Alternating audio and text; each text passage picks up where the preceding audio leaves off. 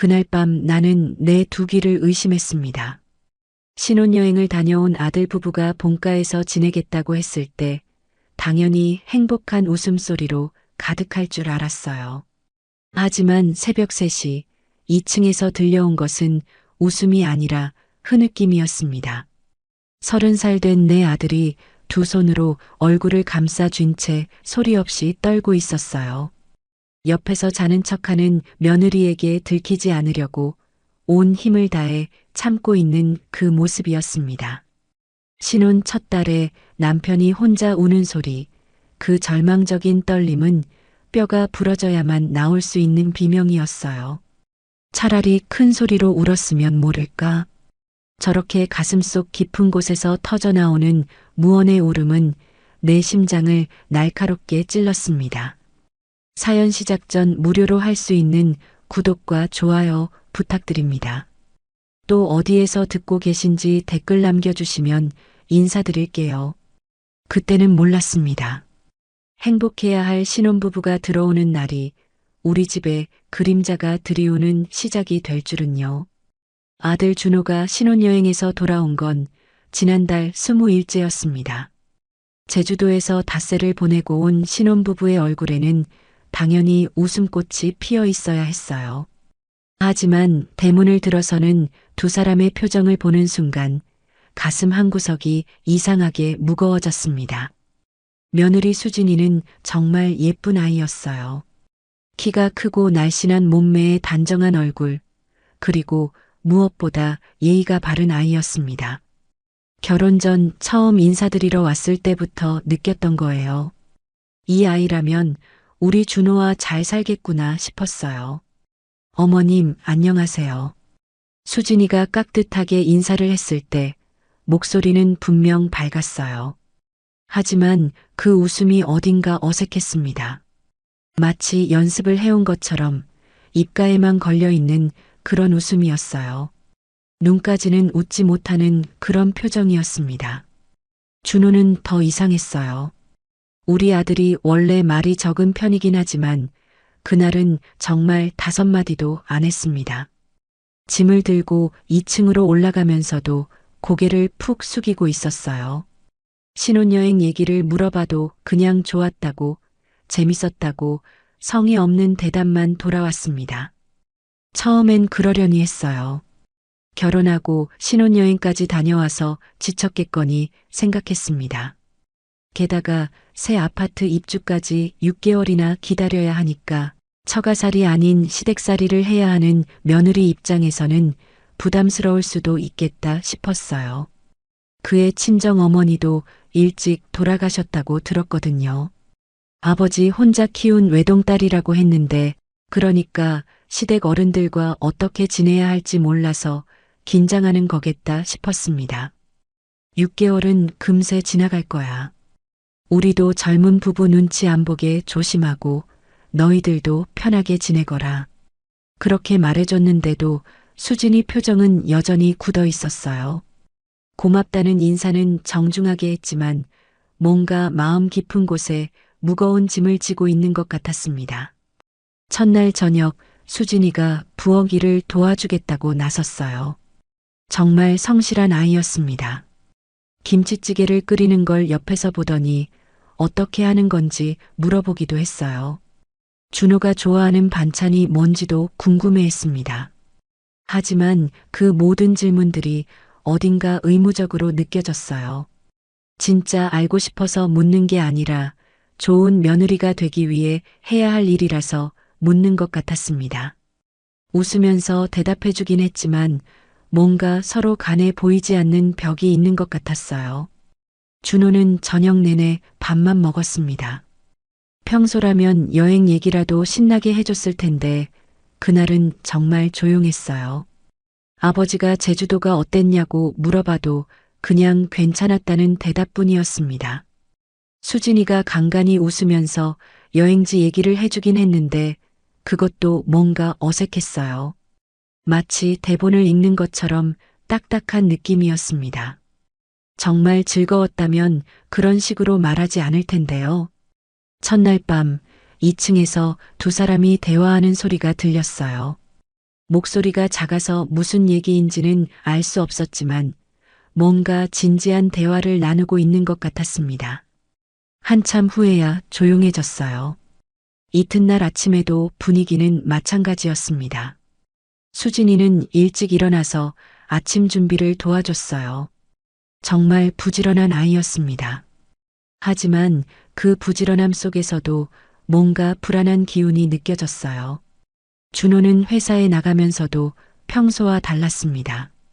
예전에는 출근할 때 수진이 도시락도 싸주고 그랬는데 그날은 그냥 간단히 인사만 하고 나갔어요.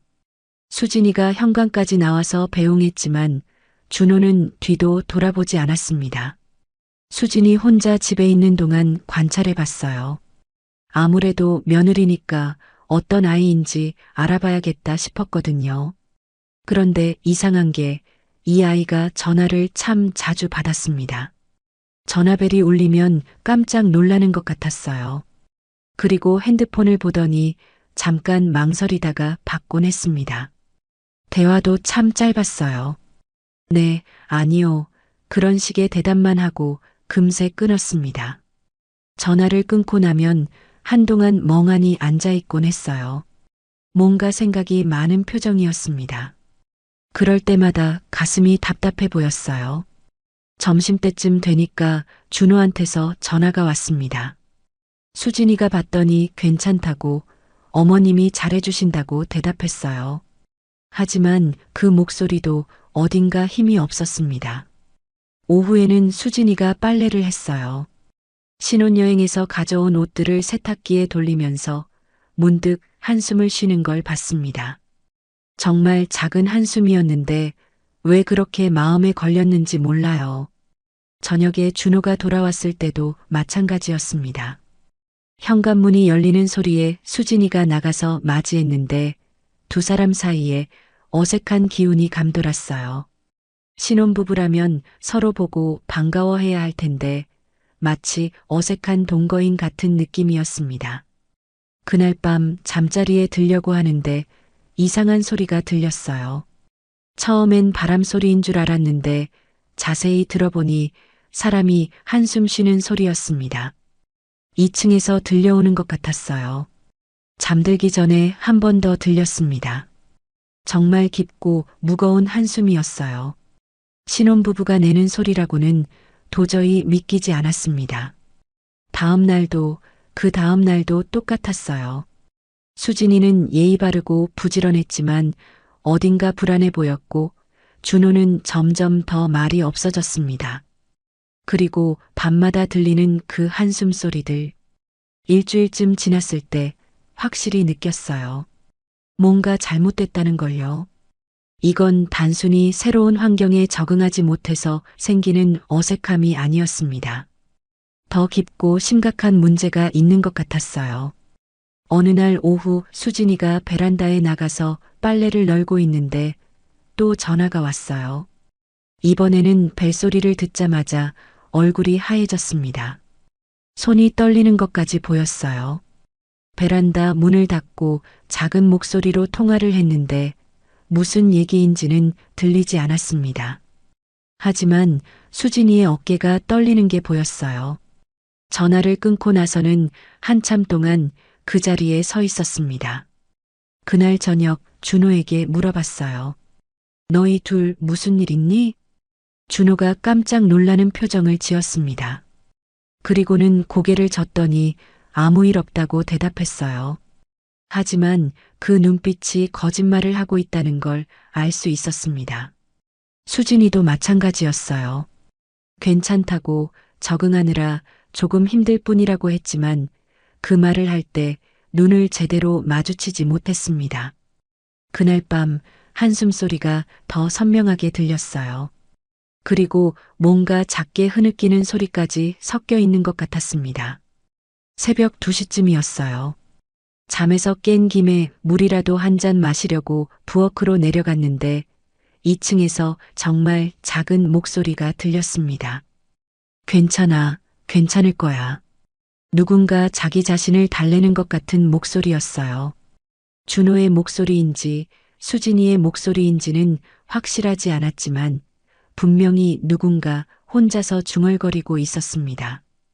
그 순간 가슴이 철렁했어요. 신혼부부가 서로를 위로해야 할 텐데 혼자서 자신을 달래고 있다는 게 너무 이상했거든요. 다음 날 수진이 표정을 더 자세히 봤어요. 화장을 했지만 눈밑이 약간 부어 있는 것 같았습니다. 밤에 울었던 걸까요? 준호도 평소보다 더 피곤해 보였어요.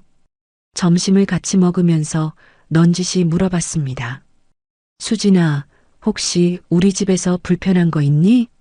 수진이가 깜짝 놀라더니 급하게 아니라고 대답했어요. 너무 잘해주셔서 감사하다고 불편한 건 전혀 없다고 했습니다. 하지만 그 대답이 너무 빨라서 오히려 의심스러웠어요. 그래, 새 신혼부부가 들어오면 집이 환해져야 하는데 왜 이렇게 공기가 무겁지? 그날 밤 잠자리에서 남편에게 털어놨습니다. 남편은 내가 너무 예민하게 생각하는 거 아니냐고 했어요. 결혼 초기엔 다들 그런 법이라고 시간이 지나면 괜찮아질 거라고 했습니다. 하지만 제 직감은 달랐어요. 이건 단순한 적응 문제가 아니었습니다. 뭔가 더 심각한 일이 벌어지고 있는 것 같았어요. 그리고 우리 아들과 며느리가 그 일을 혼자 감당하려고 하고 있는 것 같았습니다. 그날 밤에도 어김없이 한숨 소리가 들렸어요. 이번에는 더 깊고 절망적인 소리였습니다. 마치 어떤 무거운 짐을 혼자 짊어지고 있는 사람의 한숨 같았어요. 잠들기 전 마지막으로 생각했습니다. 내일부터는 좀 더 자세히 지켜봐야겠다고. 우리 아들과 며느리에게 무슨 일이 일어나고 있는지 꼭 알아내야겠다고요. 그때까지만 해도 그 진실이 이렇게나 충격적일 줄은 몰랐습니다.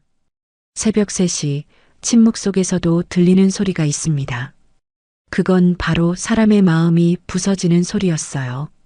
며칠째 잠을 설치고 있었습니다. 아무래도 신혼부부가 집에 들어온 후로 마음이 편치 않았거든요. 뭔가 잘못되었다는 직감이 계속 머릿속을 맴돌았어요. 그날 밤도 마찬가지였습니다. 새벽 2시 반쯤 목이 말라서 잠에서 깼어요. 옆에서 남편은 깊게 잠들어 있었습니다. 살금살금 침대에서 일어나 1층 부엌으로 향했어요. 계단을 내려갈 때도 최대한 소리가 나지 않게 조심했습니다. 부엌에서 찬물을 한 잔 마시고 있는데 위층에서 이상한 소리가 들렸어요. 처음엔 바람 소리인 줄 알았습니다. 하지만 자세히 들어보니 그게 아니었어요. 누군가 숨을 헐떡이는 것 같은 그런 소리였습니다. 물컵을 든 채 가만히 서서 귀를 기울였어요. 소리는 2층, 그러니까 준호와 수진이가 쓰는 방에서 나고 있었습니다. 처음엔 두 사람이 서로 이야기하고 있는 건가 싶었어요. 하지만 계속 들어보니 목소리가 하나뿐이었습니다. 혹시 수진이가 아픈 건 아닐까? 감기라도 걸려서 기침을 하는 걸까? 아니면 임신 초기라서 입덧을 하는 건 아닐까? 여러 가지 생각이 머릿속을 스쳤어요. 그런데 그 소리가 점점 더 선명해졌습니다. 기침 소리도 입덧 소리도 아니었어요. 그건 분명히 누군가 울고 있는 소리였습니다. 아주 작게 소리가 새어나가지 않도록 조심스럽게 우는 소리였어요. 가슴이 철렁했습니다. 신혼부부가 왜 새벽에 울고 있을까요? 그것도 한 사람만요. 혹시 두 사람이 싸웠나? 아니면 수진이가 시댁살이가 힘들어서 우는 건가? 여러 가지 추측이 머릿속을 어지럽혔어요. 발끝으로 조심스럽게 계단을 올라갔습니다. 2층 복도에 서서 준호 방 문 앞에 귀를 기울였어요. 문틈 사이로 작은 빛이 새어나오고 있었습니다. 아직 불을 끄지 않았나 보네요. 그리고 들렸습니다. 정말 작은 하지만 절망적인 흐느낌이요. 처음엔 수진이가 우는 줄 알았어요. 결혼한 지 얼마 안 된 어린 며느리가 낯선 시댁에서 힘들어하는 거라고 생각했습니다. 가슴이 아팠어요. 내가 뭔가 잘못했나? 혹시 내가 모르는 사이에 상처를 주었나? 하지만 그 울음소리를 더 자세히 들어보니 이상했어요. 목소리가 너무 낮았거든요. 수진이 목소리치고는 너무 굵고 무거웠습니다. 설마 그 생각이 머릿속을 스치자 온몸에 소름이 돋았어요. 혹시 우리 준호가 우는 건 아닐까?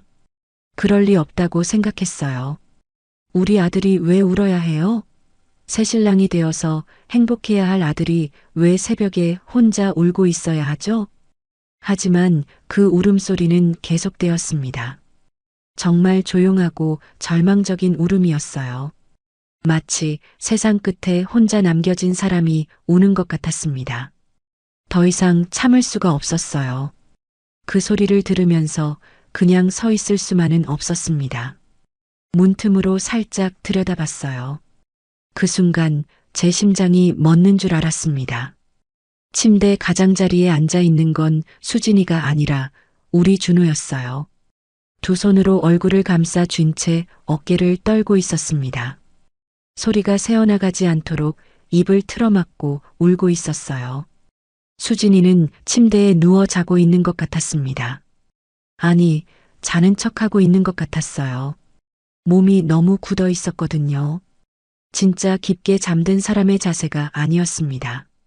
준호의 어깨가 계속 떨렸어요. 정말 조용히 가지만 온몸으로 울고 있었습니다. 그 모습을 보는 순간 가슴이 찢어지는 것 같았어요.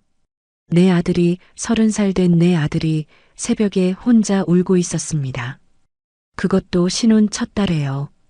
행복해야 할 신혼 첫 달에 왜 혼자 이렇게 절망적으로 울고 있는 거죠? 발걸음을 뒤로 물렸어요. 문을 열고 들어가서 아들을 안아주고 싶었지만 그럴 수가 없었습니다. 뭔가 제가 알아서는 안 되는 일을 보고 있는 것 같았거든요. 다시 조심스럽게 1층으로 내려왔어요. 부엌 의자에 주저앉아서 한참을 멍하니 있었습니다. 머릿속이 복잡했어요. 도대체 무슨 일이 벌어지고 있는 거죠? 결혼한 지 한 달도 안 됐는데 왜 저러지? 그 생각밖에 안 들었어요. 신혼부부가 새벽에 따로 자고 있다는 것도 이상했고 남편이 혼자 울고 있다는 것도 이상했어요. 그리고 부인이 그걸 알면서도 모른 척하고 있다는 것도 이상했습니다. 물을 한 잔 더 마시고 침실로 돌아갔어요. 하지만 잠이 오지 않았습니다. 계속 준호의 떨리는 어깨가 눈앞에 어른거렸어요. 그 절망적인 울음소리가 귓가에 맴돌았습니다. 새벽 4시쯤 위층이 조용해졌어요. 아마 준호가 다시 침대에 누웠나 보네요. 하지만 제 마음은 전혀 편하지 않았습니다. 다음 날 아침 아무 일 없었던 것처럼 행동해야 했어요. 준호와 수진이가 내려와서 아침을 먹을 때도 자연스럽게 대했습니다. 하지만 계속 준호의 얼굴을 살피게 되었어요. 눈이 약간 부어 있었어요. 화장실에서 차가운 물로 씻었는지 많이 가라앉긴 했지만 그래도 흔적이 남아 있었습니다. 그리고 평소보다 더 말이 없었어요. 수진이도 이상했어요. 준호를 바라보는 눈빛이 걱정스러워 보였습니다. 뭔가 알고 있는 것 같았어요. 하지만 두 사람 모두 아무 말도 하지 않았습니다. 아침을 먹으면서도 분위기가 무거웠어요. 평소에는 그래도 간간히 대화라도 있었는데 그날은 정말 조용했습니다. 밥 먹는 소리와 국그릇 부딪히는 소리만 들렸어요. 준호야, 어디 아픈 데 없니? 넌지시 물어봤어요. 준호가 깜짝 놀라는 표정을 지었습니다. 아니에요, 괜찮아요. 대답은 했지만 눈을 제대로 마주치지 못했어요. 분명히 뭔가 숨기고 있었습니다. 그날 하루 종일 마음이 편하지 않았어요. 준호는 회사에 갔고 수진이는 집에 있었지만 계속 어젯밤 일이 머릿속에서 떠나지 않았습니다. 수진이를 관찰해 봤어요. 평소와 별다르지 않았습니다. 집안일도 도와주고 예의도 바르고요. 하지만 어딘가 조심스러워하는 것 같았어요. 마치 지뢰밭을 걷는 것처럼 모든 행동을 신중하게 하고 있었습니다. 점심을 같이 먹으면서 넌지시 물어봤어요. 수진아, 준호가 요즘 어때? 수진이가 잠깐 멈칫했어요. 그리고는 괜찮다고, 회사 일이 좀 바빠서 피곤해하는 것 같다고 대답했습니다. 하지만 그 대답도 뭔가 연습해온 것 같았어요. 밤이 되어 준호가 돌아왔을 때도 분위기는 마찬가지였어요. 피곤해 보였지만 그게 단순히 회사 일 때문인지는 확신할 수 없었습니다. 저녁을 먹으면서도 계속 두 사람을 관찰했어요. 겉으로는 평범한 신혼부부 같았지만 뭔가 서로 눈치를 보고 있는 것 같았습니다. 특히 준호가 수진이를 바라보는 눈빛이 미안해하는 것 같았어요. 그날 밤도 마찬가지였어요. 새벽 2시쯤 잠에서 깨서 귀를 기울여 봤습니다.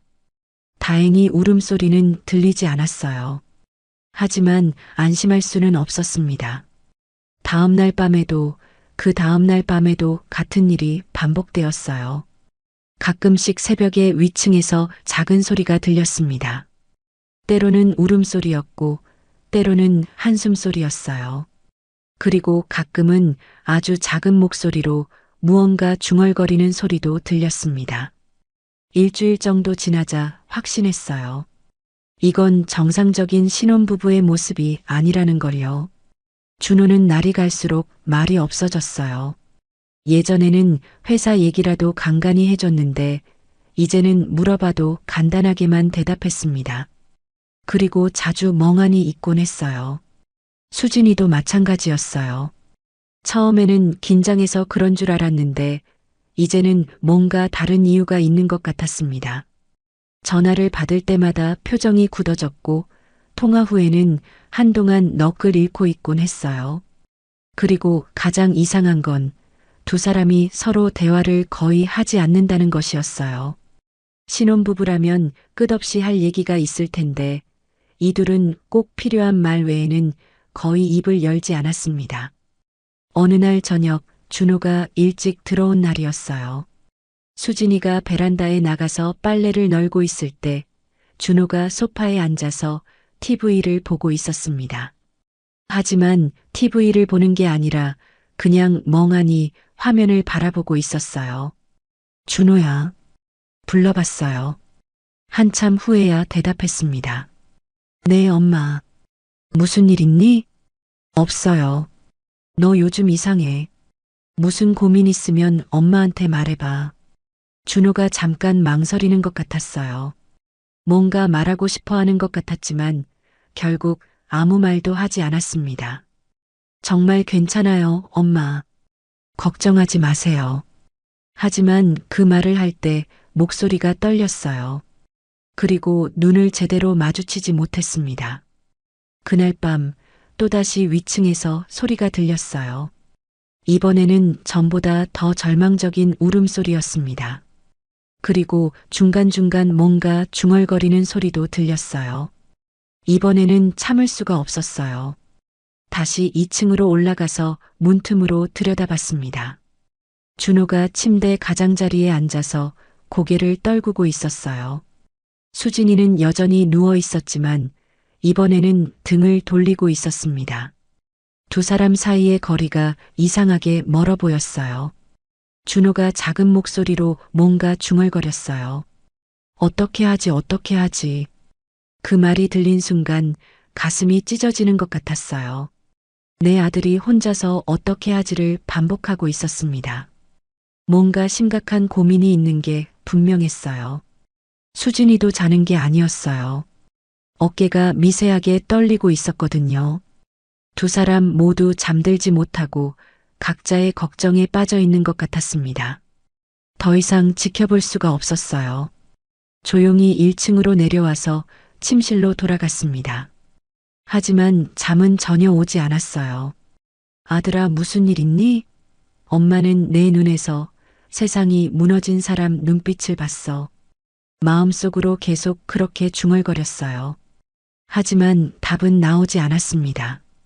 다음 날부터는 더 적극적으로 관찰하기 시작했어요. 뭔가 단서라도 찾아야겠다고 생각했거든요.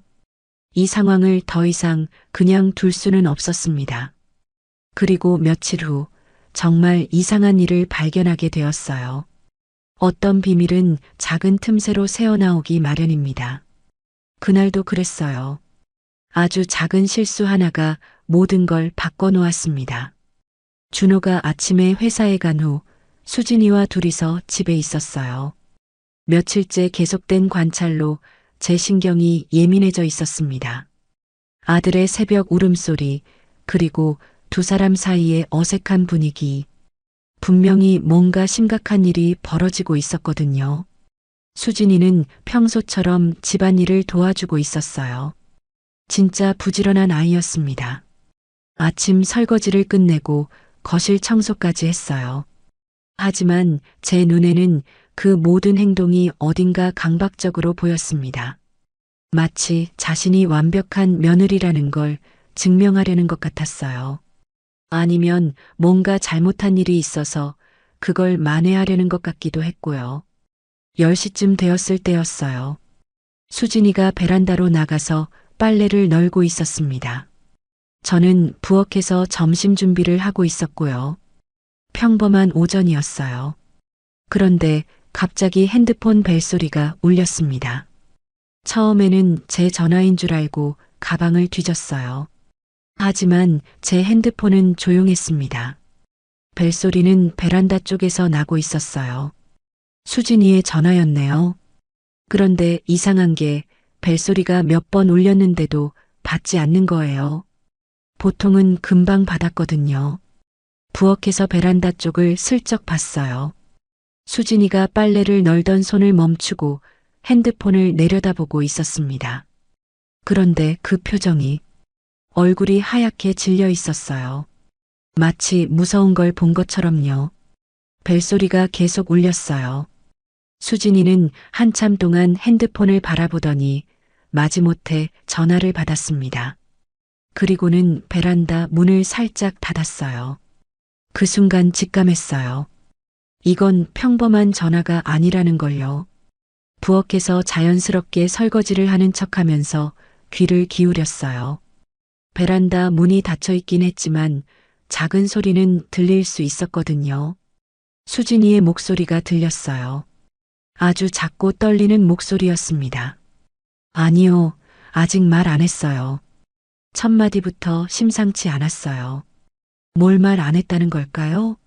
그리고 왜 그렇게 떨리는 목소리로 말하는 거죠? 상대방이 뭔가 말하는 것 같았어요.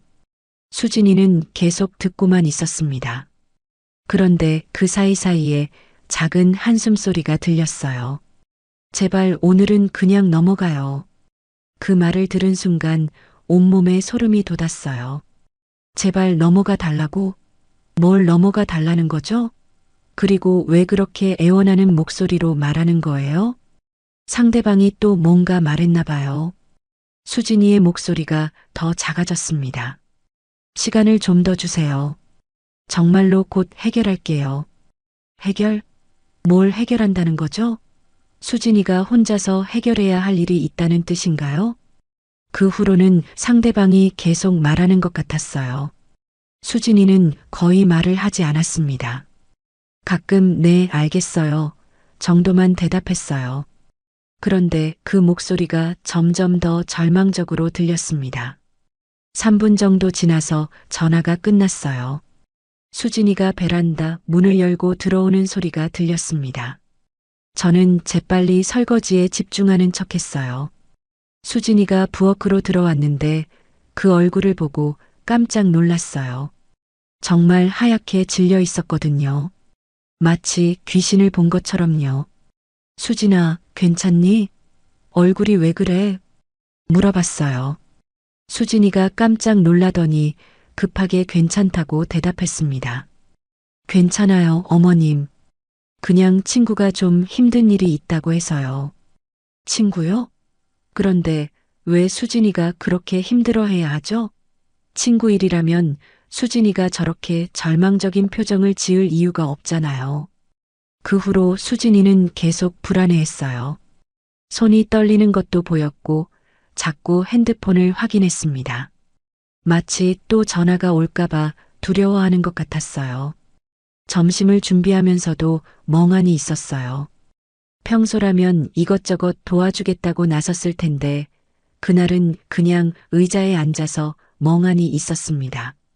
점심을 같이 먹으면서 넌지시 물어봤어요. 친구가 무슨 일이 있대? 수진이가 잠깐 멈칫했어요.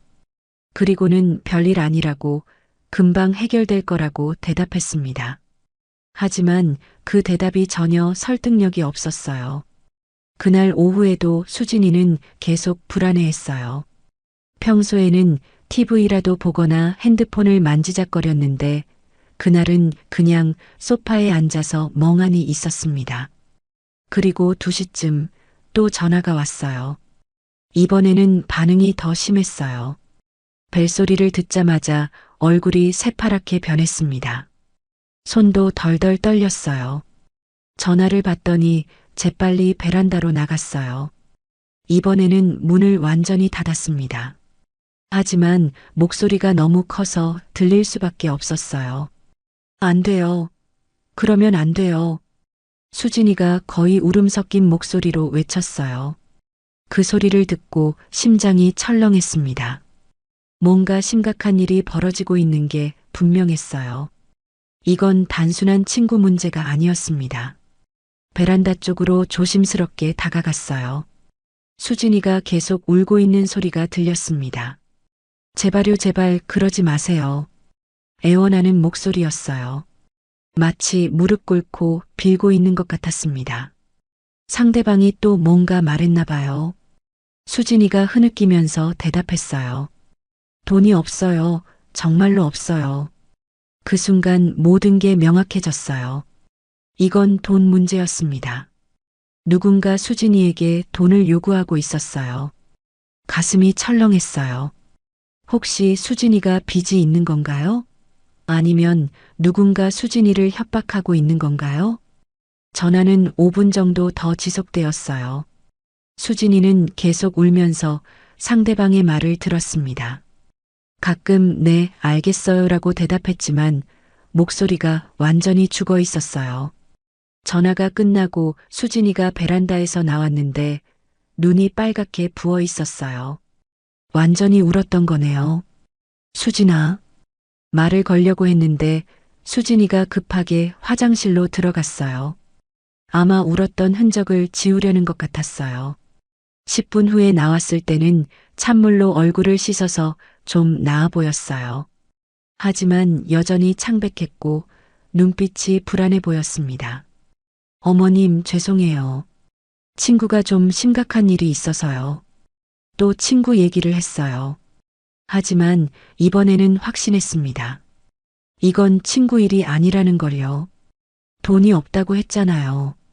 그리고 제발 그러지 말라고 애원했어요. 이건 분명히 수진이 자신의 문제였습니다.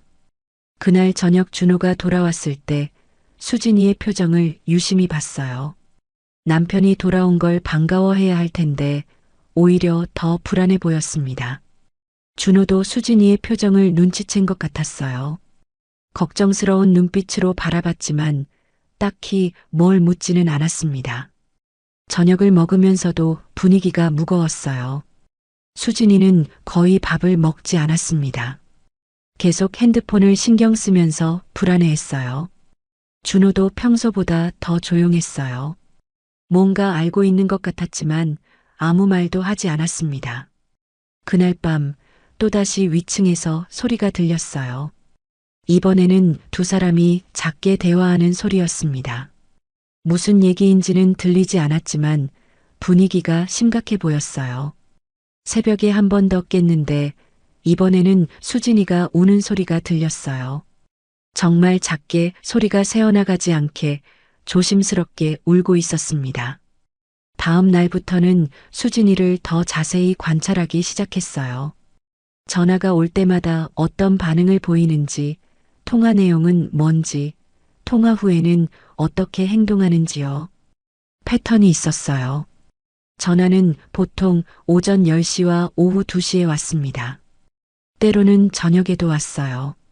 그리고 전화가 올 때마다 수진이는 겁에 질린 표정을 지었습니다. 통화 내용도 비슷했어요. 항상 뭔가 시간을 달라고 애원하고 돈이 없다고 말했습니다. 그리고 제발 무언가를 하지 말라고 빌었어요. 이틀 후 결정적인 순간이 왔어요.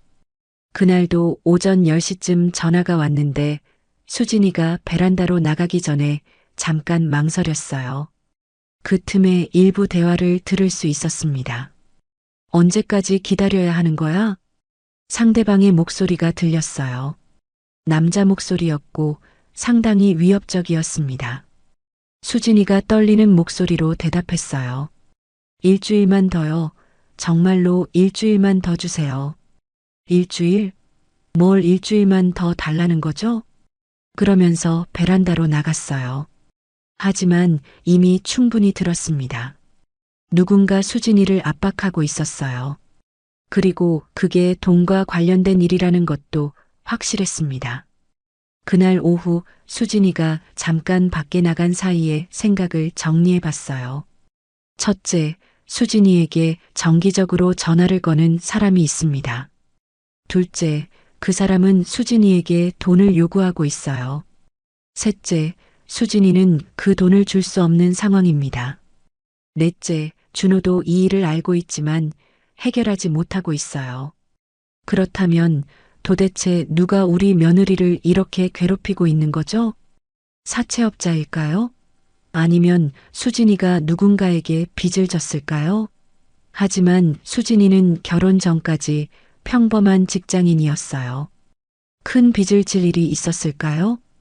그날 저녁 준호가 돌아왔을 때 직접적으로 물어보기로 했어요. 준호야, 수진이가 무슨 일 있는 것 같은데? 준호가 깜짝 놀라는 표정을 지었어요. 무슨 일이요? 전화를 자주 받는데 그때마다 표정이 안 좋아져. 혹시 무슨 문제 있는 거 아니야? 준호가 잠깐 망설이더니 아니라고 대답했어요. 그냥 친정일로 좀 스트레스 받는 것 같아요. 친정일이라고요? 수진이는 아버지밖에 안 계신다고 했는데요. 네, 아버지가 좀 몸이 안 좋으시다고 해서요. 하지만 준호의 대답이 뭔가 어색했어요.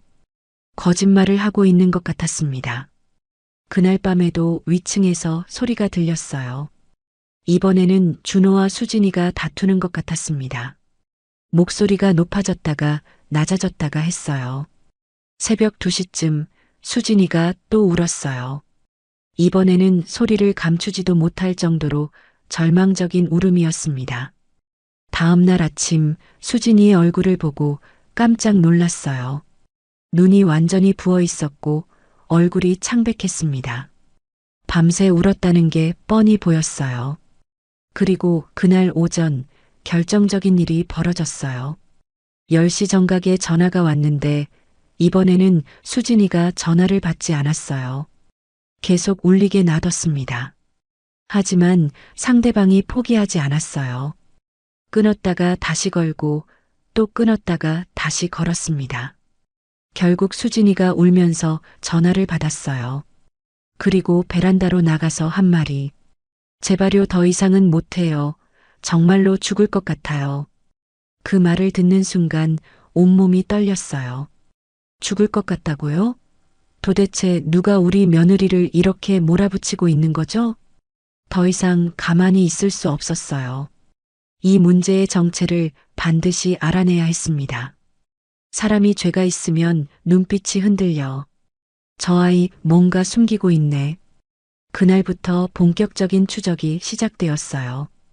때로는 진실을 찾기 위해 용기 있는 결단이 필요합니다. 바로 그런 결단을 내린 날이었어요. 수진이의 수상한 전화통화를 목격한 지 사흘이 지났습니다. 그 사이에도 계속 관찰했지만 여전히 정확한 정체를 알 수 없었어요.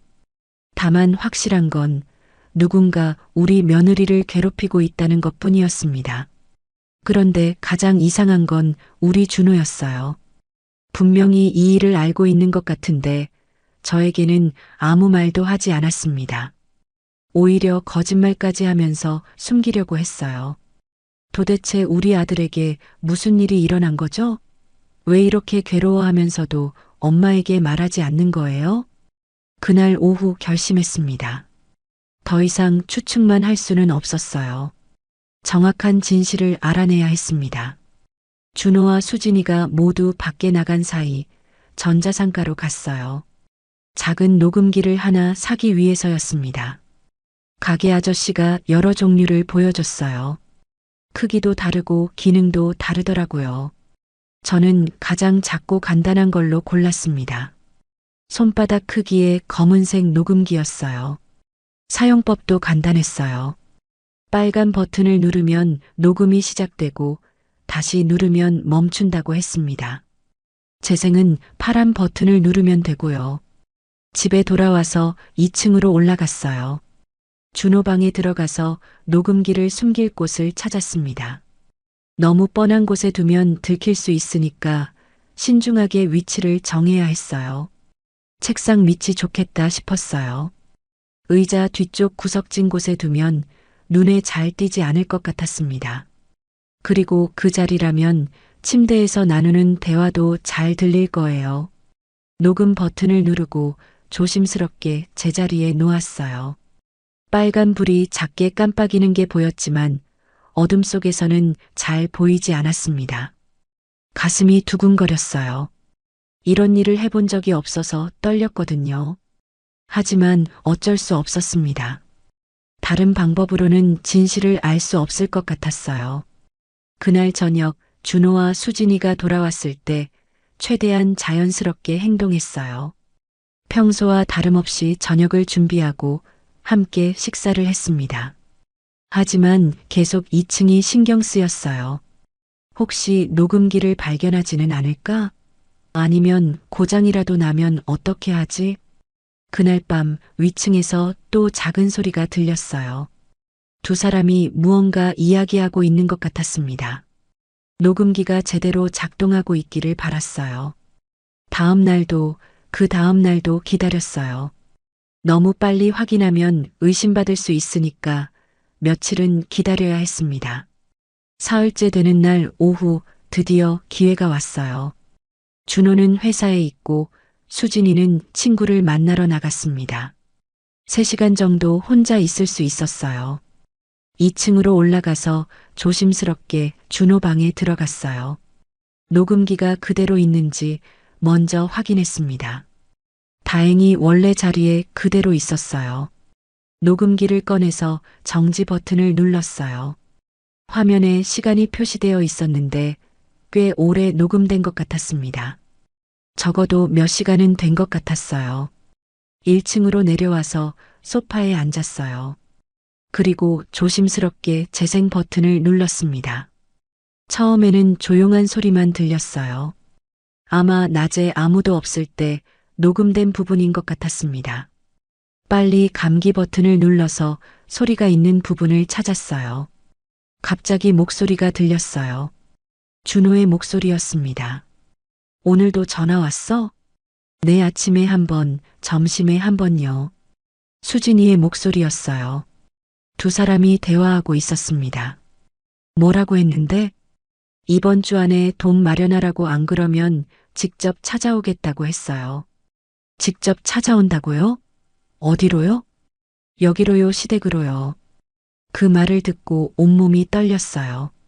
누군가 우리 집에 찾아오겠다고 위협했다는 거죠? 더 들어보니 상황이 점점 명확해졌어요. 수진이에게 정기적으로 전화하는 사람들이 있었고 그들이 돈을 요구하고 있었습니다. 그런데 가장 충격적인 건 그 다음에 들린 전화통화였어요. 핸드폰 벨소리가 들렸고 수진이가 전화를 받는 소리가 녹음되어 있었습니다. 여보세요? 수진아, 나다. 남자 목소리였어요. 나이가 좀 있는 남자의 목소리였습니다. 아빠요? 수진이가 아빠라고 불렀어요. 친정아버지와의 통화였습니다. 사채업자들이 또 왔어. 이번에는 정말 위험하다고 하더라. 제가 어떻게 해요? 돈이 없다고 했잖아요. 수진이의 목소리가 떨리고 있었어요. 이제 결혼도 했으니까 내가 해결해야지. 시댁이 사는 게 괜찮아 보이던데. 정말 무책임한 말이었어요. 딸이 결혼했으니까 시댁에서 돈을 빌리라는 뜻이었습니다. 아빠, 그런 말씀 마세요. 저는 아직 신혼이에요. 어떻게 갑자기 그런 얘기를. 그런 거 상관없어. 사채업자들이 내일이라도 너한테 찾아갈 거라고 했어. 충격이었어요. 수진이 아버지가 자신이 진 빚을 딸에게 떠넘기려고 하고 있었습니다.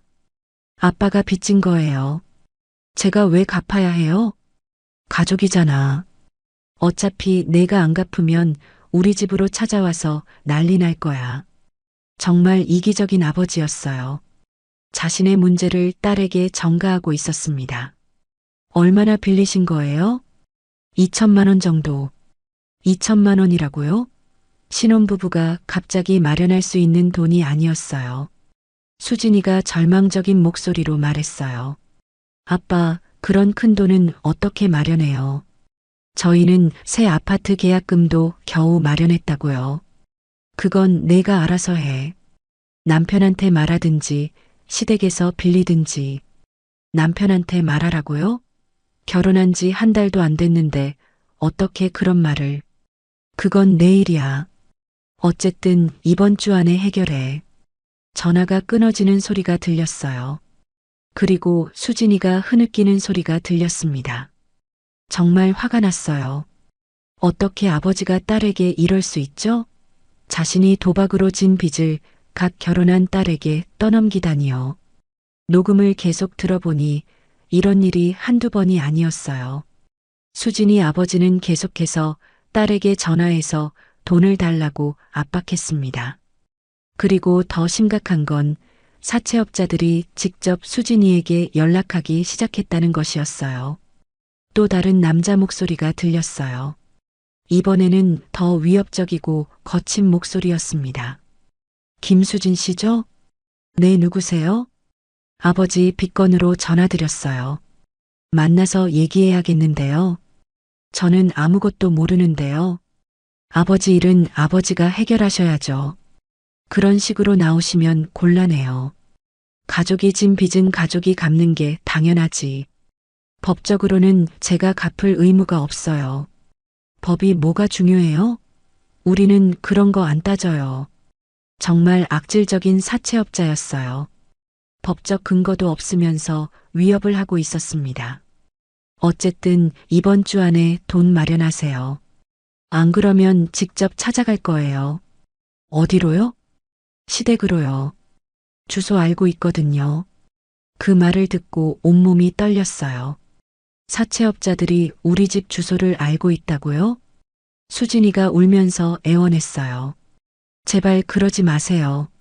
시댁에는 피해주고 싶지 않아요. 그럼 돈 마련하세요.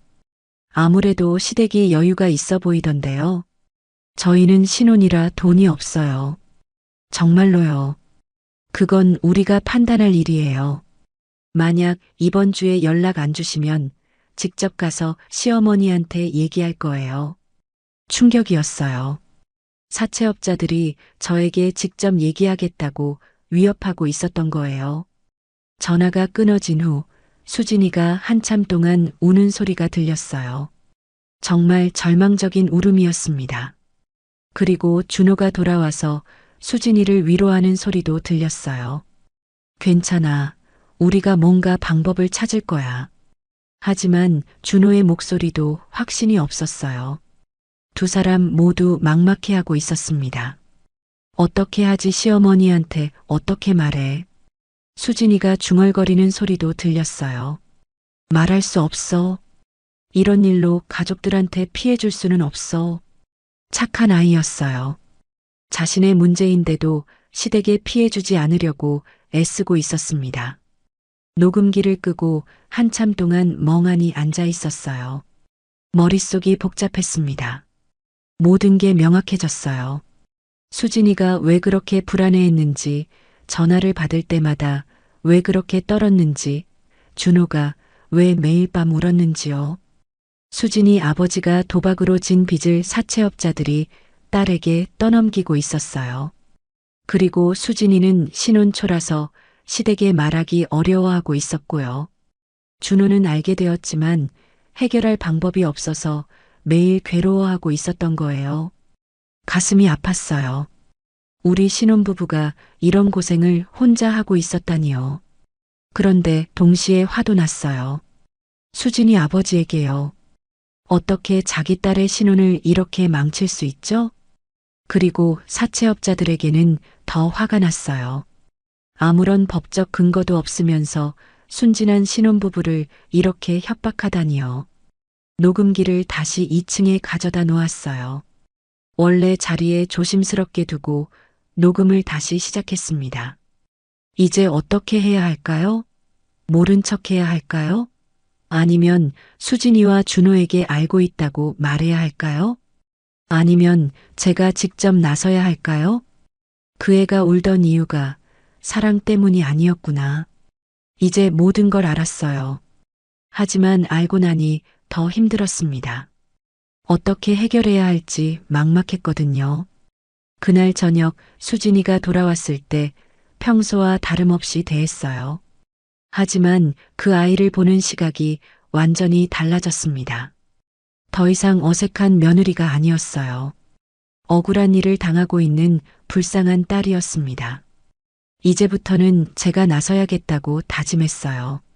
더 이상 이 아이들이 혼자 고생하게 둘 수는 없었거든요. 내 며느리한테 손대지 마. 그 순간 제 안에서 터져나온 외침이었어요. 평생 이렇게 화가 난 적이 없었습니다. 녹음기를 통해 모든 진실을 알게 된 지 이틀이 지났어요. 그 사이에 수진이를 바라보는 제 마음은 완전히 달라졌습니다. 더 이상 어색한 며느리가 아니라 보호해야 할 딸이었거든요. 하지만 어떻게 접근해야 할지 고민이었어요. 갑자기 모든 걸 안다고 말하면 수진이가 더 위축될 수도 있었고 준호도 당황할 것 같았습니다. 그런데 그날 오후 상황이 급작스럽게 변했어요. 수진이가 점심을 먹고 나서 갑자기 외출한다고 했습니다. 친구를 만난다고 했는데 표정이 심상치 않았어요. 얼굴이 창백했고 손도 떨리고 있었습니다. 어디 가니? 물어봤는데 수진이가 제대로 대답하지 못했어요. 그냥 잠깐 나갔다 오겠다고만 했습니다. 옷을 갈아입고 나오는 수진이를 보니 더 이상했어요. 평소와 달리 어두운 색 옷을 입었고 모자까지 쓰고 있었습니다. 마치 누군가 알아보지 못하게 하려는 것 같았어요. 직감적으로 느꼈어요. 이건 단순한 외출이 아니라는 걸요. 수진이가 나간 지 10분 후 저도 밖으로 나갔어요. 멀리서 수진이의 뒷모습이 보였습니다. 빠른 걸음으로 어디론가 향하고 있었어요. 조심스럽게 뒤를 따랐어요. 수진이는 버스를 타고 시내 쪽으로 갔습니다. 저도 다음 버스를 타고 따라갔어요. 시장 근처에서 수진이가 내렸어요. 재래시장이 있는 곳이었습니다. 저도 몇 정거장 뒤에서 내려서 걸어서 따라갔어요. 수진이는 시장 입구에서 잠깐 망설이더니 안쪽으로 들어갔습니다.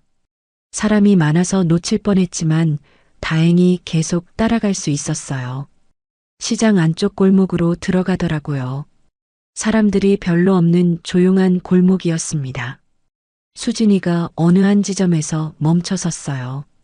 저는 모퉁이 뒤에 숨어서 지켜봤어요.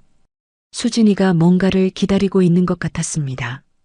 5분 정도 지났을 때 2명의 남자가 나타났어요. 중년 남자 둘이었는데 인상이 좋지 않았습니다. 하나는 키가 크고 말랐고 다른 하나는 덩치가 컸어요. 수진이 주위로 다가가더니 둘러쌌어요. 그 순간 가슴이 철렁했습니다.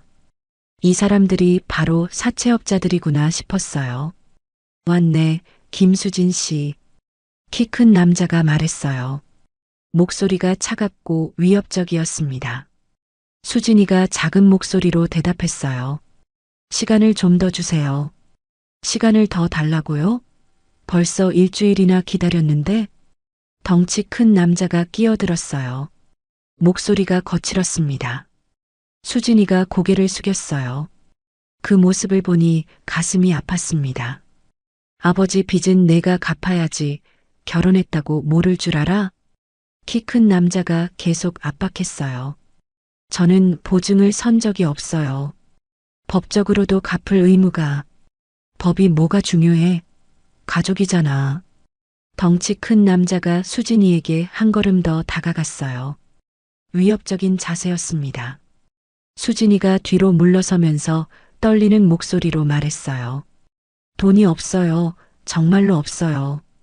그 말을 들은 순간 더 이상 참을 수가 없었어요.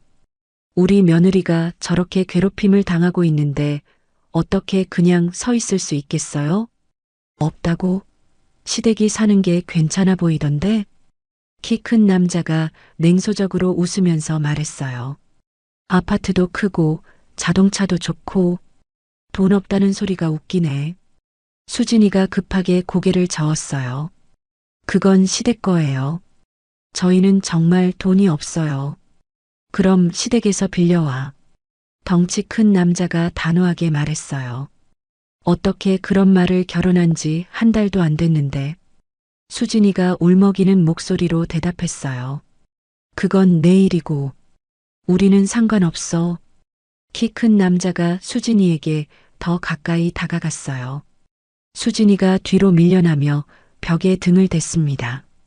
이번 주가 마지막이야. 그 다음부터는 매일 내 시댁으로 찾아갈 거야. 수진이가 깜짝 놀라며 손을 저었어요. 안 돼요. 그러면 안 돼요. 그럼 돈 가져와. 내일까지. 덩치 큰 남자가 협박하듯 말했어요. 내일은 너무 급해요. 일주일만 더. 일주일? 농담하지 마. 키 큰 남자가 갑자기 화를 내면서 수진이에게 한 걸음 더 다가갔어요. 수진이가 벽에 완전히 밀려서 더 이상 뒤로 갈 곳이 없었어요. 두 남자가 수진이를 완전히 둘러쌌습니다. 그때 덩치 큰 남자가 수진이의 어깨에 손을 올렸어요. 그 순간이었어요. 더 이상 참을 수 없었습니다. 내 며느리한테 손대지 마. 큰 소리로 외치면서 골목으로 뛰어들었어요. 가방을 높이 들고 덩치 큰 남자를 향해 달려갔습니다. 덩치 큰 남자가 깜짝 놀라서 뒤로 물러섰어요. 저는 가방으로 그 남자의 등을 내리쳤습니다. 뭐야, 이 할머니가? 키 큰 남자가 당황하며 말했어요. 할머니라고요? 나는 이 아이 시어머니야. 다시 한번 가방을 들어 올렸어요. 이번에는 키 큰 남자를 겨냥했습니다. 수진이가 저를 보고 깜짝 놀랐어요. 어머님? 어떻게 여기에?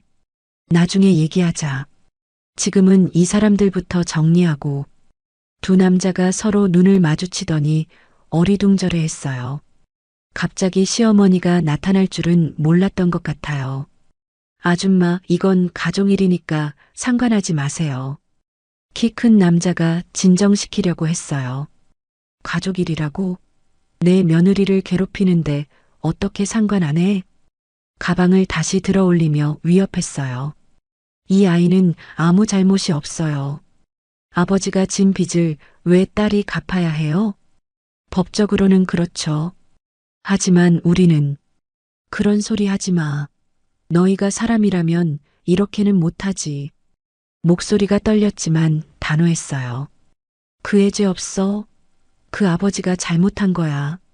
수진이를 제 뒤로 감쌌어요. 두 남자가 더 이상 접근하지 못하게 막았습니다. 아줌마, 진정하세요. 우리도 일하는 거라서. 일한다고요? 이게 일이에요? 죄 없는 사람 괴롭히는 게. 가방을 더 높이 들어 올렸어요. 당장 여기서 꺼져요. 다시는 내 며느리한테 나타나지 마요. 두 남자가 서로 망설이더니 뒤로 물러섰어요. 아줌마, 이 일이 이렇게 끝날 줄 알아요? 키 큰 남자가 마지막으로 위협했어요. 끝나지 않으면 어쩔 거예요? 경찰에 신고할까요? 그 말에 두 남자의 표정이 변했어요. 우리는 합법적으로 일하고 있어요. 합법적이라고요? 그럼 당당하게 경찰서에서 얘기해봐요. 핸드폰을 꺼내서 보여줬어요. 지금 당장 119 눌러서 신고할까요? 두 남자가 당황하기 시작했어요. 아무래도 완전히 합법적인 일은 아니었던 것 같아요. 아줌마, 너무 나가지 마세요. 우리도 먹고 살아야. 먹고 살려면 정당하게 살아요. 이런 식으로 하지 말고. 수진이의 손을 잡고 골목 밖으로 나왔어요. 오늘 일은 없었던 일로 하겠어요. 하지만 다음에 또 이러면 가만 안 둘 거예요. 뒤에서 두 남자가 뭔가 중얼거리는 소리가 들렸지만 돌아보지 않았어요. 시장 밖으로 나와서 수진이를 안전한 곳에 앉혔어요. 카페가 하나 있어서 그곳으로 들어갔습니다. 수진이가 아직도 떨고 있었어요. 얼굴이 창백했고 손도 계속 떨렸습니다. 괜찮니? 다친 데는 없고? 아니에요, 괜찮아요. 그런데 어머님은 어떻게? 너를 따라왔어. 표정이 이상해서 걱정됐거든. 물 한 잔을 주문해서 수진이에게 줬어요. 천천히 마셔. 진정하고. 수진이가 물을 마시면서 조금씩 진정하는 것 같았어요. 어머님 죄송해요. 수진이가 고개를 숙이며 말했어요. 뭘 미안해? 너는 잘못한 게 없어. 손을 잡아주며 위로했어요. 모든 걸 알고 있어. 내 아버지 일도 사채업자들 일도. 수진이가 깜짝 놀라며 저를 바라봤어요. 어떻게 아세요? 알게 됐어. 그런데 왜 진작 말하지 않았어? 혼자 이런 고생을 하고 있었다니. 수진이의 눈에 눈물이 고였어요. 어떻게 말해요? 결혼한 지 얼마나 됐다고 이런 일로 시댁에 피해주고 싶지 않았어요. 착한 아이였어요. 자신의 문제가 아닌데도 시댁 걱정을 하고 있었습니다. 피해라니 무슨 소리야. 우리가 가족이잖아. 수진이가 울기 시작했어요. 그동안 얼마나 힘들었을까 생각하니 가슴이 아팠습니다. 이제 걱정하지 마. 내가 있잖아. 등을 토닥여주며 위로했어요. 앞으로는 그런 사람들이 너를 괴롭히지 못할 거야. 내가 지켜줄 테니까. 그날 오후 집으로 돌아와서 준호가 퇴근하기를 기다렸어요. 이제는 모든 걸 공개적으로 얘기해야 할 때가 됐다고 생각했거든요. 준호가 돌아왔을 때 셋이 함께 앉아서 진지한 대화를 나눴어요. 엄마가 모든 걸 알고 있다고 말했을 때 준호가 깜짝 놀랐어요. 하지만 동시에 안도하는 표정도 지었습니다. 이제 혼자 고민하지 않아도 되겠구나 싶었던 것 같아요. 그날 밤 가족 회의를 열었어요. 이 문제를 어떻게 해결할지 함께 고민했습니다. 제일 중요한 건 수진이를 보호하는 것이었어요. 더 이상 그 아이가 혼자 괴로워하게 둘 수는 없었거든요. 그리고 법적인 대응도 생각해 봐야 했어요. 사채업자들이 불법적인 방법으로 압박하고 있었으니까요. 그날부터 수진이 표정이 많이 밝아졌어요. 더 이상 혼자가 아니라는 걸 알았기 때문이겠죠. 저도 마음이 한결 가벼워졌어요. 이제 우리 며느리를 제대로 지켜줄 수 있을 것 같았거든요. 이 집엔 이제 돈으로 협박할 사람 없어. 내 며느리는 내가 지킨다. 그날 밤 잠들기 전에 다짐했어요. 앞으로 무슨 일이 있어도 우리 가족을 지켜내겠다고요. 오늘은 그냥 안 넘어가. 그날 밤 제 입에서 나온 말이었어요. 평생 이렇게 단호하게 말해본 적이 없었는데 그 순간만큼은 물러설 수 없었습니다. 시장에서 수진이를 구출한 다음 날이었어요. 온 가족이 상황을 공유하고 앞으로 어떻게 대처할지 논의했습니다. 경찰서에도 상담을 받으러 갔었고 변호사 선임도 고려하고 있었어요. 하지만 사채업자들이 우리보다 한 수 앞서 움직였습니다. 저녁 8시쯤이었어요. 가족들이 거실에서 TV를 보고 있었는데 갑자기 밖에서 자동차 문 닫히는 소리가 들렸습니다. 한 번이 아니라 여러 번 연달아서요. 처음에는 이웃집 방문객인 줄 알았어요. 하지만 뭔가 이상했습니다. 평소보다 소리가 거칠었고 사람들이 웅성거리는 소리도 들렸거든요. 준호가 먼저 눈치챘어요. 창문으로 가서 밖을 내려다보더니 얼굴이 하얗게 변했습니다. 엄마밖에 사람들이. 준호의 목소리가 떨렸어요. 수진이도 급하게 일어나서 창문으로 갔습니다. 그리고는 비명을 지를 뻔했어요. 저도 창문으로 가서 밖을 내려다봤어요. 우리 집 앞에 검은색 밴 한 대가 서 있었고 그 주위로 남자 넷이 서 있었습니다. 어제 시장에서 만났던 2명도 보였어요. 가슴이 철렁했어요. 정말로 우리 집까지 찾아온 거였습니다. 어떻게 해요? 어떻게 해요? 수진이가 떨리는 목소리로 중얼거렸어요. 완전히 공황 상태였습니다. 진정해, 수진아. 괜찮을 거야. 준호가 수진이를 안으면서 말했지만 준호 자신도 떨고 있었어요. 그때 현관벨이 울렸어요. 길게, 마치 협박하듯이요. 아무도 움직이지 않았어요. 다들 숨을 죽이고 서 있었습니다. 벨이 계속 울렸어요. 그러더니 이번에는 문을 두드리기 시작했습니다. 처음에는 살짝살짝 두드리더니 점점 더 세게 두드렸어요. 김수진 씨, 집에 있는 거 알고 있어요. 밖에서 남자 목소리가 들렸어요. 어제 만났던 키 큰 남자의 목소리였습니다. 나와서 얘기해요. 안 나오면 계속 기다릴 거예요. 또 다른 목소리도 들렸어요. 여러 명이 온 게 분명했습니다. 수진이가 벽에 등을 대고 주저앉았어요. 완전히 겁에 질린 상태였어요. 어떻게 하지.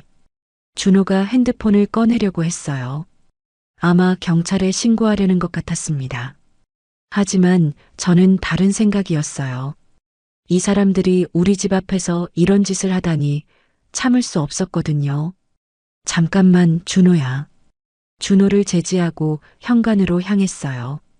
엄마, 어디 가세요? 위험해요, 어머님.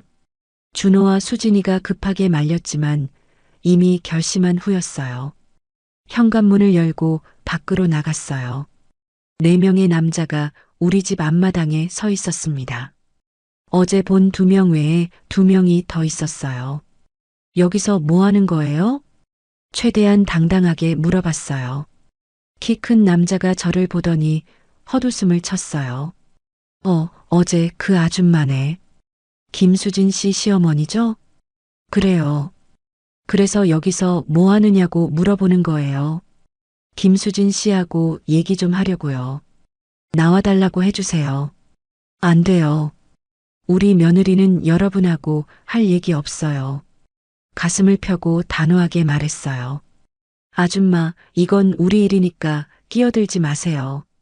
덩치 큰 남자가 위협적으로 말했어요. 끼어든다고요? 내 집 앞에서 이런 짓 하는데 어떻게 가만히 있어요? 목소리를 높였어요. 그때 또 다른 남자가 입을 열었어요. 이 사람은 처음 보는 얼굴이었는데 다른 사람들보다 나이가 더 많아 보였어요. 아줌네, 우리도 일하는 거라서요. 김수진 씨만 나와서 얘기하면 금방 끝날 일이에요. 일한다고요? 이게 일이에요? 남의 집 앞에서 소란 피우는 게? 그 사람이 씩 웃으면서 말했어요. 법적으로는 우리가 할 수 있는 일이에요. 채권 추심이거든요. 채권 추심이라고요? 우리 며느리가 언제 돈 빌렸어요? 김수진 씨 아버지가 빌린 거죠. 가족이니까 당연히 갚아야죠. 그런 법은 없어요. 보증을 선 것도 아닌데. 목소리가 떨렸지만 포기하지 않았어요. 법이 뭐가 중요해요? 우리는 그런 거 안 따져요. 키 큰 남자가 비웃듯이 말했어요. 그럼 저도 법 안 따질게요. 당장 여기서 나가세요. 그런데 그때 집안에서 큰 소리가 들렸어요. 엄마, 준호가 뛰쳐나왔어요. 그리고 제 앞에 서서 사채업자들을 마주봤습니다. 우리 엄마한테 함부로 하지 마세요. 준호의 목소리는 떨렸지만 단호했어요. 오, 남편도 나왔네. 좋아요. 그럼 직접 얘기해 봅시다. 나이 많은 남자가 준호에게 다가갔어요. 김수진 씨 아버지 빚 아시죠? 2천만 원이에요. 알고 있어요. 하지만 저희가 갚을 의무는 없어요. 의무가 없다고요? 가족인데? 가족이라고 해서 남의 빚을 갚아야 하는 건 아니에요. 준호가 최대한 침착하게 대답했어요. 그런데 그때 수진이도 나왔어요. 떨고 있었지만 용기를 낸 것 같았어요. 제발 그만해 주세요. 더 이상 우리 가족을 괴롭히지 마세요. 수진이의 목소리가 떨렸어요. 김수진 씨, 돈만 주면 끝날 일이에요. 왜 이렇게 복잡하게 만들어요? 키 큰 남자가 수진이에게 다가갔어요. 그 순간 준호가 수진이 앞으로 나섰어요. 제 아내한테 가까이 오지 마세요. 남편이잖아요. 그럼 남편이 책임져요. 덩치 큰 남자가 준호를 밀쳤어요. 준호가 뒤로 밀려났지만 다시 앞으로 나왔어요. 책임질 게 뭐가 있어요? 제 와이프는 아무 잘못이 없어요.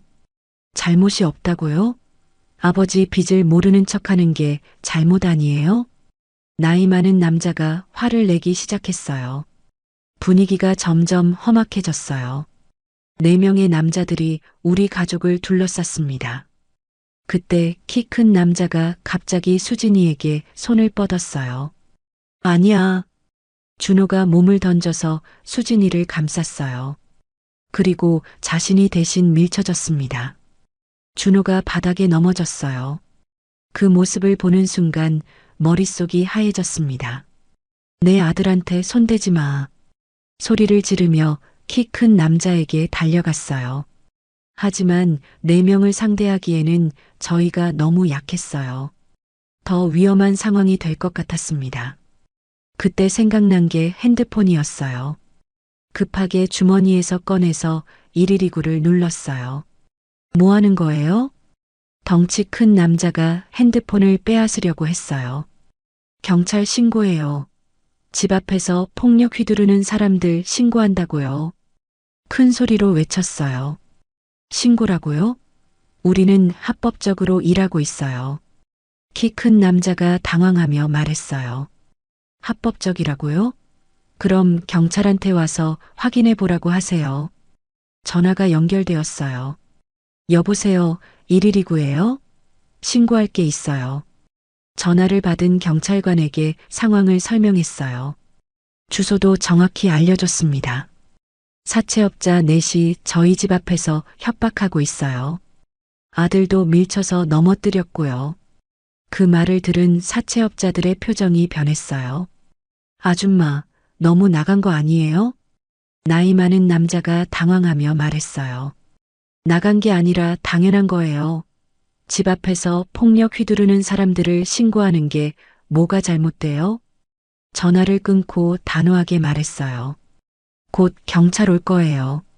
기다리세요. 4명이 서로 눈을 마주치더니 당황하기 시작했어요. 우리는 아무것도 안 했어요. 그냥 얘기하러 온 거예요. 키 큰 남자가 변명했어요. 얘기라고요? 사람 밀쳐서 넘어뜨리는 게 얘기예요? 준호를 부축해서 일으켰어요. 다행히 크게 다치지는 않은 것 같았어요. 그런데 저 멀리서 사이렌 소리가 들리기 시작했어요. 경찰차가 오고 있는 것 같았습니다. 사채업자들이 더욱 당황했어요. 아줌마, 이거 너무 심한 거 아니에요? 우리 그냥 갈게요. 이제 와서 가자고요? 늦었어요. 사이렌 소리가 점점 가까워졌어요. 이 사람들 도망가려고 하는데 막아야 할까요? 준비하고 있는데 경찰차 2대가 우리 집 앞에 멈췄어요. 경찰관 넷이 내려서 상황을 파악하기 시작했어요. 신고하신 분이 누구세요? 제가 신고했어요. 이 사람들이 저희 집 앞에서 협박하고 폭력 휘둘렀어요. 상황을 자세히 설명했어요. 사채업자들의 협박, 준호가 밀쳐진 일, 모든 걸 말했습니다. 경찰관들이 사채업자들에게 신분증을 요구했어요. 그리고 무슨 일로 왔는지 물어봤습니다. 사채업자들은 변명하기 바빴어요. 하지만 이미 늦었습니다. 일단 모두 서에서 조사받으셔야겠어요. 경찰관이 말했어요. 그렇게 사채업자 넷이 모두 경찰차에 태워졌어요. 저희도 조서를 작성하러 따라가야 했습니다. 경찰서에서 자세한 진술을 했어요. 그동안의 협박 전화, 시장에서의 일, 오늘 집 앞에서 벌어진 일까지 모든 걸 말했습니다. 녹음기에 녹음된 내용도 증거로 제출했어요. 경찰관이 말하기를 불법 추심과 협박, 주거침입 미수 등의 혐의로 조사할 수 있다고 했어요. 집으로 돌아온 건 밤 11시가 넘어서였어요. 정말 긴 하루였습니다. 하지만 마음은 후련했어요. 더 이상 숨어 지낼 필요가 없었거든요. 거실에 앉아서 셋이 함께 차를 마셨어요.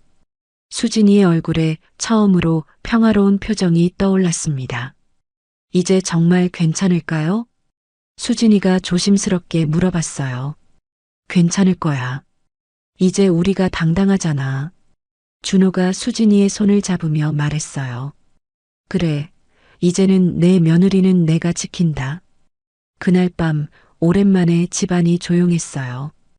위협적인 전화도 없었고 불안한 기운도 없었습니다. 진짜 평화가 찾아온 것 같았어요. 사람이 사람을 믿지 못하면 그건 죄가 아니라 상처예요. 그날 밤 수진이에게 해준 말이었어요. 그 아이가 모든 걸 털어놓은 후의 말이에요. 사채업자들이 경찰에 끌려간 다음 날 집안 분위기는 완전히 달라졌어요. 마치 오랫동안 드리워져 있던 먹구름이 거친 것 같았습니다. 하지만 여전히 해결해야 할 일들이 남아 있었어요. 무엇보다 수진이 마음의 상처를 치유하는 것이 중요했습니다. 그 아이가 그동안 얼마나 힘들었을지 생각하니 가슴이 아팠거든요. 아침에 일어나 보니 수진이가 부엌에서 아침 준비를 하고 있었어요. 평소보다 일찍 일어난 것 같았습니다. 표정은 많이 밝아졌지만 여전히 뭔가 마음에 걸려하는 것 같았어요. 어머님, 안녕하세요. 수진이가 인사를 했는데 목소리가 전보다 훨씬 자연스러웠어요. 하지만 여전히 어딘가 조심스러워하고 있었습니다. 일찍 일어났네. 잠은 잘 잤어? 네, 오랜만에 푹 잤어요. 정말 그런 것 같았어요. 얼굴에 혈색도 돌고 눈빛도 훨씬 맑아 보였습니다. 함께 아침을 준비하면서 자연스럽게 대화를 나눴어요. 별다른 말은 아니었지만 그동안 없었던 편안함이 느껴졌습니다. 준호가 아침을 먹으러 내려왔을 때도 분위기가 좋았어요. 오랜만에 웃으면서 식사를 했습니다. 회사에서도 마음이 한결 가벼울 것 같아 준호가 수진이에게 말했어요. 네, 정말 고마워요. 어머님도 당신도. 수진이가 고개를 숙이며 인사했어요. 준호가 회사에 간 후 수진이와 둘이서 시간을 보냈어요. 그동안 제대로 된 대화를 나눠본 적이 없었는데 이제야 기회가 생긴 것 같았습니다. 거실에 앉아서 차를 마시면서 이런저런 얘기를 나눴어요. 처음에는 일상적인 얘기였지만 점점 더 깊은 이야기로 이어졌습니다. 어머님, 정말 죄송해요. 이런 일로 가족들한테 피해를. 수진이가 고개를 숙이며 말했어요. 무슨 소리야? 내가 뭘 잘못했다고 그래? 손을 내밀어 수진이의 손을 잡았어요. 하지만 제가 좀 더 일찍 말씀드렸으면, 일찍 말한다고 해서 달라질 게 있었을까? 오히려 내가 용기 내서 혼자 견뎌낸 게 대단한 거야. 수진이의 눈에 눈물이 고이기 시작했어요. 그때부터 수진이가 조금씩 자신의 속마음을 털어놓기 시작했어요. 그동안 얼마나 괴로웠는지, 어떤 생각들을 했는지 하나하나 말해줬습니다. 결혼 전에도 아빠가 가끔 돈 얘기를 했었어요. 하지만 이렇게 심각할 줄은 몰랐어요. 수진이의 목소리가 떨렸어요. 결혼식 날에도 전화가 왔어요. 축의금이 많이 들어왔으니까 일부 달라고 하셨거든요. 그 말을 듣고 충격이었어요. 딸의 결혼식 날에도 돈 얘기를 하다니요. 그때부터 불안했어요. 혹시 결혼 생활에 문제가 생기는 건 아닐까 해서요. 수진이가 계속 말을 이어갔어요. 신혼여행 중에도 전화가 왔어요. 사채업자들이 찾아왔다고 어떻게든 돈을 마련해야 한다고 하셔서 신혼여행 중에도요? 그럼 그때부터 괴로워했구나. 네, 그때부터 준호 오빠가 이상하다고 느꼈나 봐요. 제가 너무 불안해하니까요. 준호가 눈치챈 이유를 알 것 같았어요. 처음에는 혼자 해결하려고 했어요. 아빠한테 안 된다고 저는 도울 수 없다고 말했거든요. 하지만 안 됐겠지? 네, 오히려 더 심해졌어요. 사채업자들이 직접 연락하기 시작했거든요. 수진이의 목소리가 점점 작아졌어요. 그때부터 정말 무서웠어요. 매일 전화가 오고 위협을 받고 어떻게 해야 할지 모르겠더라고요.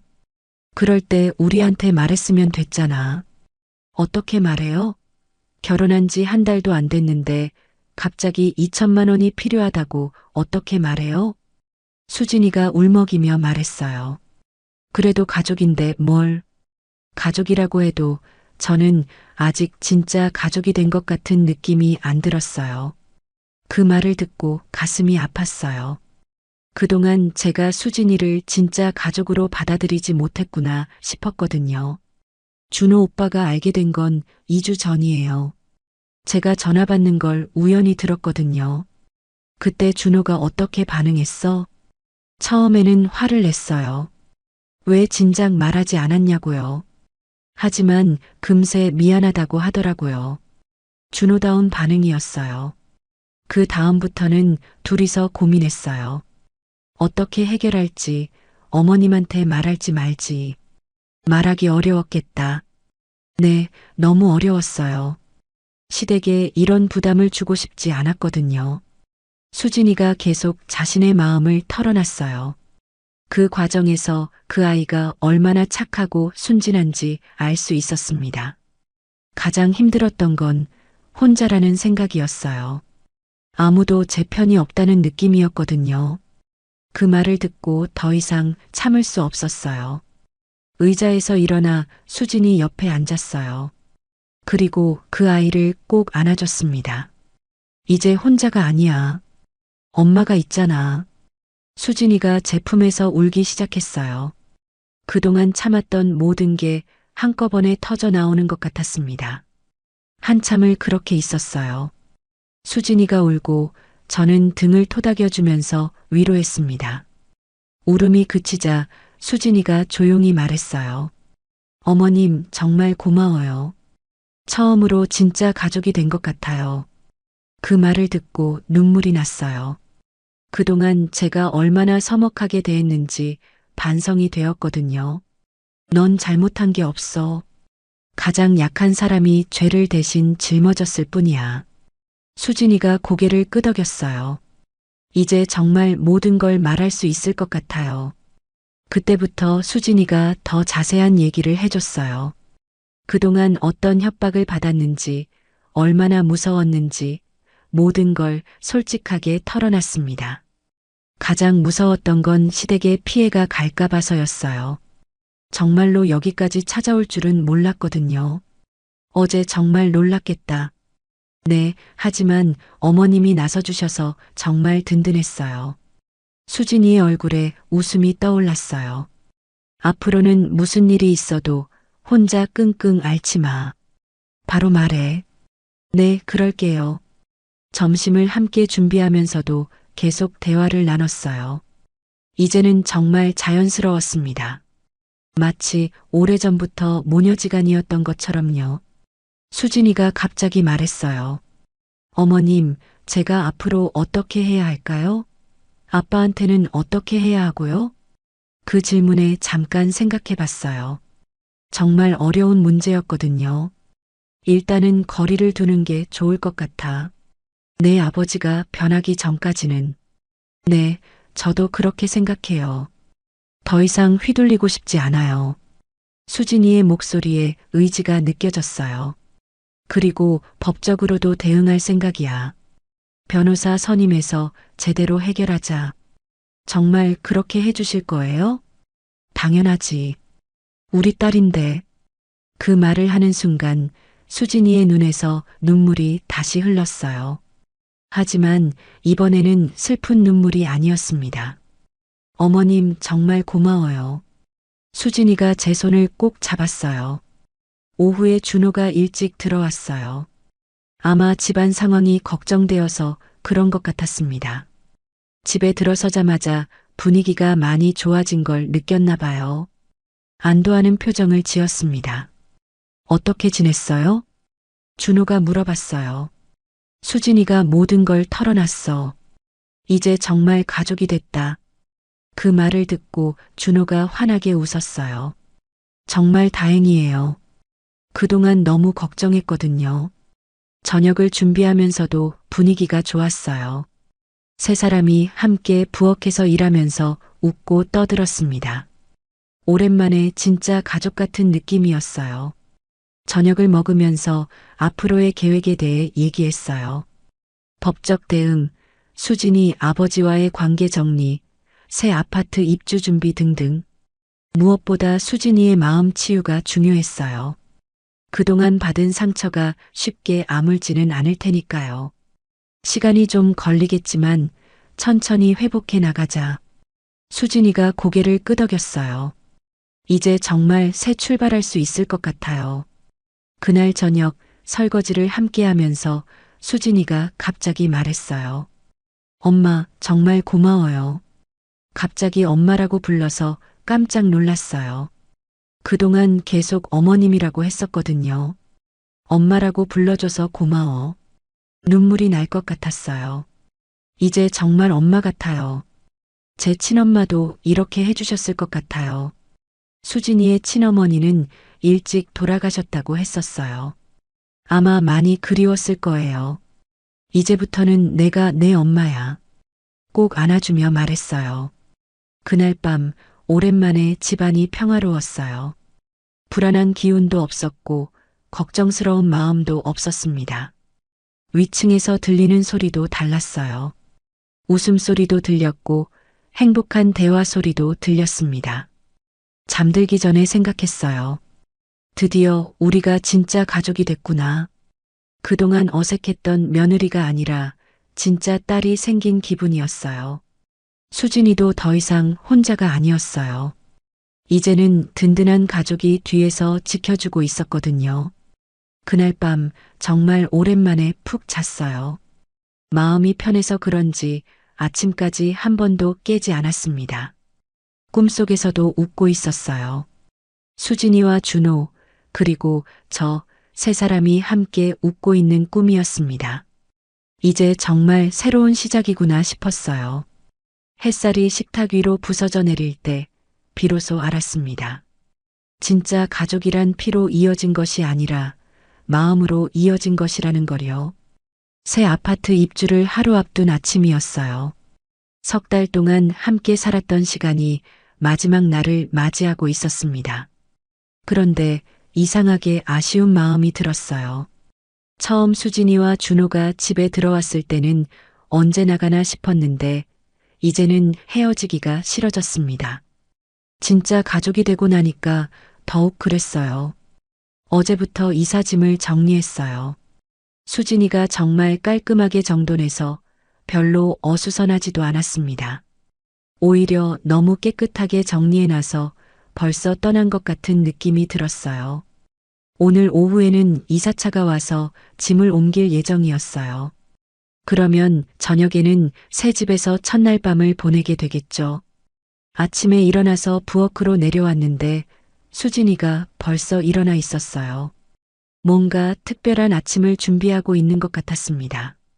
엄마, 안녕하세요. 수진이가 환하게 웃으며 인사했어요. 이제는 자연스럽게 엄마라고 불렀습니다. 그 말을 들을 때마다 가슴이 따뜻해졌어요. 일찍 일어났네. 뭘 하고 있어? 마지막 아침이니까 특별하게 준비하고 있어요. 엄마가 좋아하시는 된장국이랑 나물 반찬들로요. 정말 기특한 아이였어요. 마지막 날까지 이렇게 신경 써주다니요. 함께 아침 준비를 했어요. 수진이가 된장국을 끓이는 동안 저는 밑반찬들을 꺼내서 상을 차렸습니다. 평소보다 정성스럽게 상을 차렸어요. 콩나물 무침, 시금치나물, 김치, 계란말이까지. 수진이가 좋아하는 반찬들도 빼놓지 않았습니다. 준호가 내려왔을 때 상이 거의 다 차려져 있었어요. 우와, 오늘 상이 정말 푸짐하네요. 준호가 감탄했어요. 마지막 아침이니까 특별하게 준비했어. 세 사람이 식탁에 둘러앉았어요. 마지막 아침 식사였습니다. 된장국 맛을 보니 정말 맛있었어요. 수진이가 요리 솜씨가 늘었구나 싶었습니다. 수진아, 된장국 정말 잘 끓였다. 고마워요, 엄마. 엄마가 가르쳐 주신 대로 했어요. 그 말을 듣고 뿌듯했어요.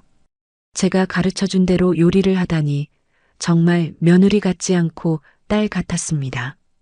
새 집에 가서도 이렇게 맛있게 해 먹어. 네, 그럴게요.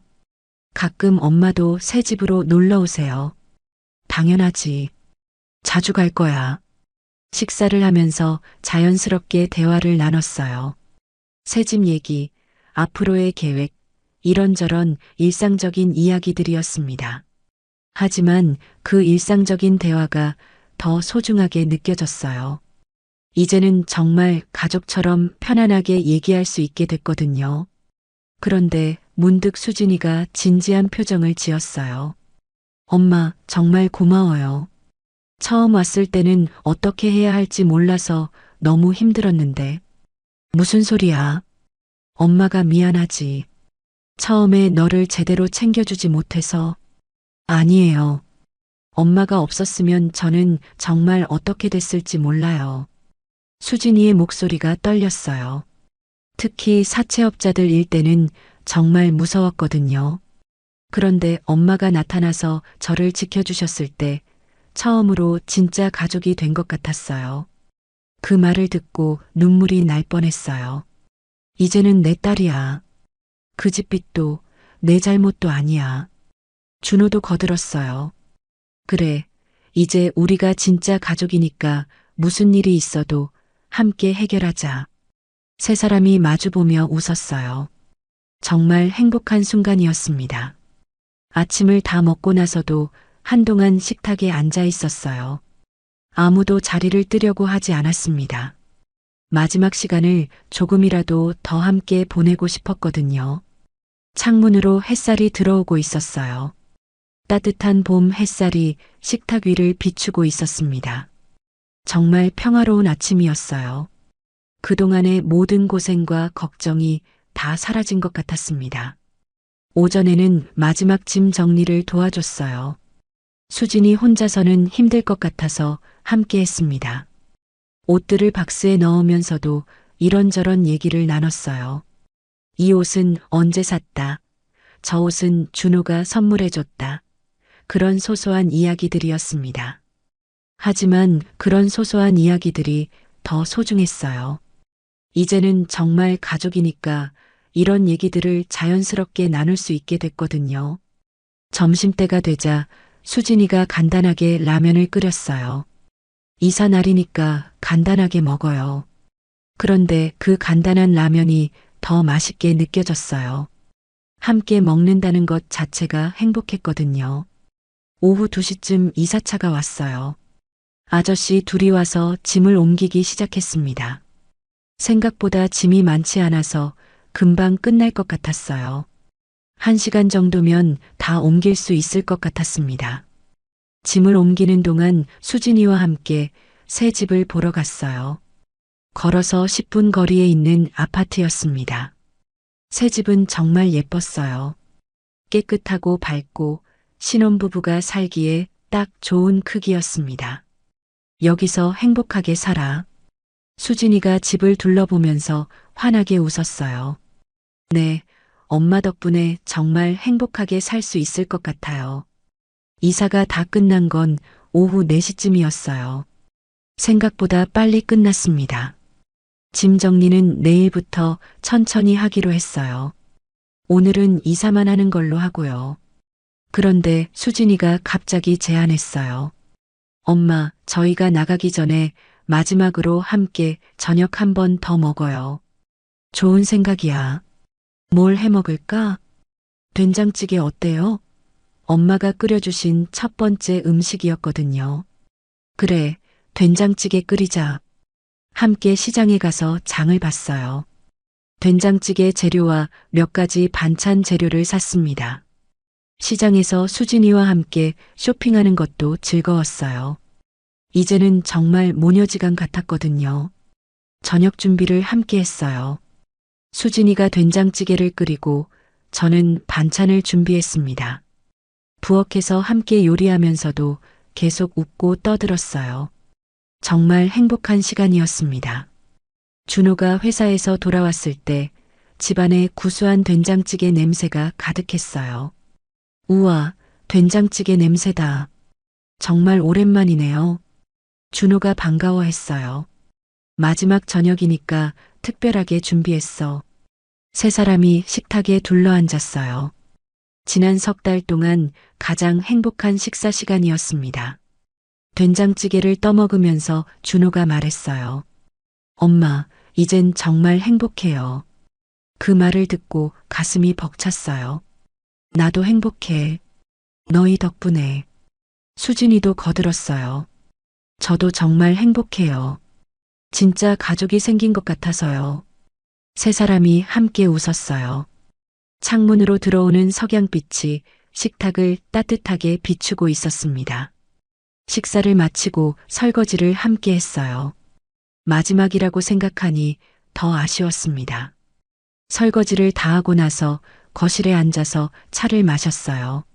아무도 일어서려고 하지 않았습니다. 해가 지고 있었어요. 거실에 노을빛이 스며들었습니다. 정말 평화로운 저녁이었어요. 그동안의 모든 아픔과 걱정이 다 치유된 것 같았습니다.